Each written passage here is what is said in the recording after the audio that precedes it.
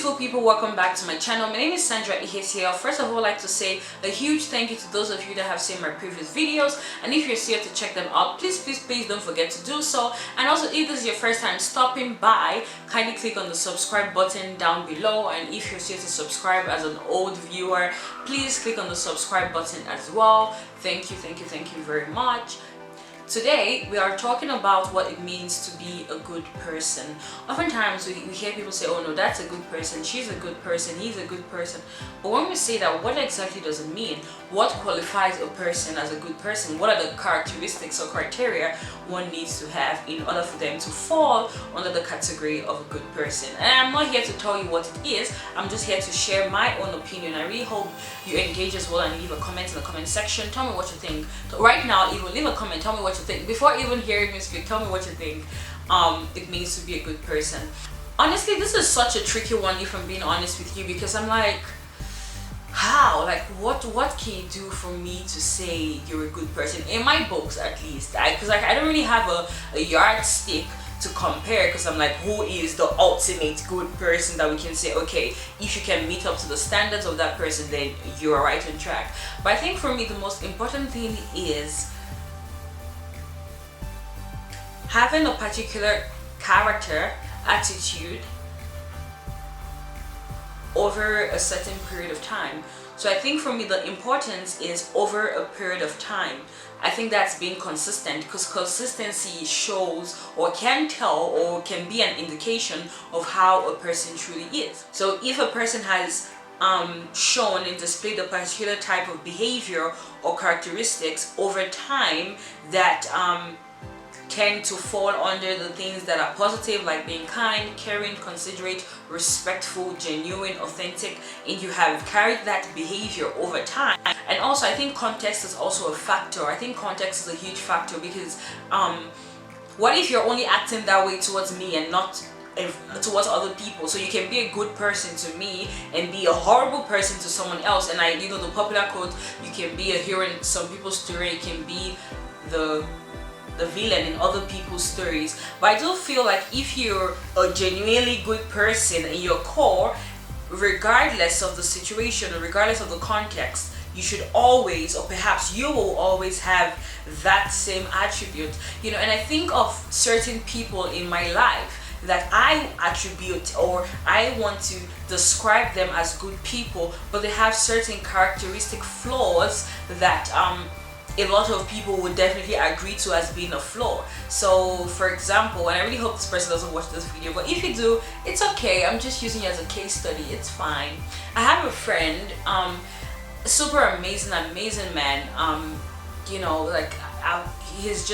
an amazing human being, very kind, very helpful, at least towards me, and it seems like he is the same way towards other people as well. But the issue is this, he is married, but he's seeking romantic interest with me, and it just makes me question this whole definition of what it means to be good. Because does that mean I throw away all of his other attributes as a person because of this one character flaw, or at least I consider it a character flaw? Does that mean he gets disqualified from the category of good people?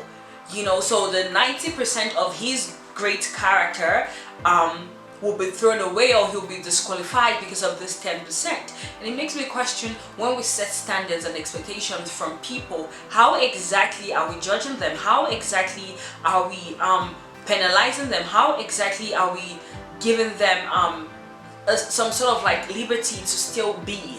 Oftentimes you can do 1 million good things for people and you do just one wrong thing, and every of the good thing you've done goes out the window. And I've seen this countless of times, and I know so many people that are amazing, but there is just this one character flaw that they have that can be so that is oftentimes exaggerated in my mind, but I still try to, I honestly try to remember the other parts of them. But there is just something strong that can make a person get blindsided, or not even blindsided, but can just blind you to the other amazing traits a person possess. So I really want you guys to let me know what you think a good person is. Do I describe myself as a good person?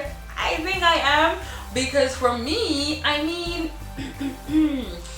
I mean, if you know me, I do believe that my character is the same in every space and context. But of course, you know, different contexts can bring out a different side of you, but my core is always the same. And I do think, now that I actually say this out loud, I do think the most important thing when it comes to a description of a good person should be a person that has a strong desire to help others, a person that has a strong desire to enhance the life of people, a person that doesn't strive to get their way at the expense of someone else's I don't know, man. That's so. I'm thinking about it now. It's also becoming controversial in my mind, and I'm having like a dialogue in my mind, like, "Girl, are you sure?" But I really don't know. It's such a tricky one. So leave your comments in the comment section. Tell me what you think. How do we describe this good person thing? How, you know, what gives a person that pass? You know, I mean, sometimes like you meet a person and they're great, you know, and then you meet them in a different context, and you're like, I don't think I like you anymore. And that's why when it comes to relationships that I get into, friendship or whatever, I'm not just going to base your entire character or give you an entire judgment based on how you treat me. Oftentimes when I describe people, I'm like, oh, she has been kind to me, he has been kind to me, he has been polite to me. I oftentimes try to add the to me until I feel like, okay, this is who this person is. He is a kind person, she is a kind person. And just like I mentioned earlier, it has to be behavior that has been consistent over time, as well as that same behavior being established or being behavior showing in other spaces as well, aside from, you know, when you just with me. Because I mean, it could just be because I am me, or because you want to get something. And I'm not really one to think that people are out to get me, but I do want to make sure that a person has a consistent behavior in order for me to give them a total label. I mean, I can describe you and say, you have done this, you have done that, for me to put the identity and say, oh my gosh, you're a kind person, you have to show me that over time. And I do think that as everything accumulates, then perhaps I can say this person is a good person. But yeah, I think this video should be short. I hope you are short video. I hope you are short. But anyways, I really hope you enjoyed this video. I don't really know if there's like a moral to this video or if there is something for us to learn, but I do think it's for us to think and be more critical, and to also be lenient and forgiving and considerate, and, you know, give space for people in our heart, and learn how to also perhaps give second chances when you feel like a person is deserving. When you feel like a person is deserving. Sometimes people can feel like they're deserving, but you don't feel like they're deserving, so that's a bit tricky. But yeah, let's just learn to be kind to one another. And now until next time, please don't forget to like this video, share, subscribe, and leave a comment in the comment section. If you're still to subscribe once again, please click on the subscribe tag down below. Until next time, take care.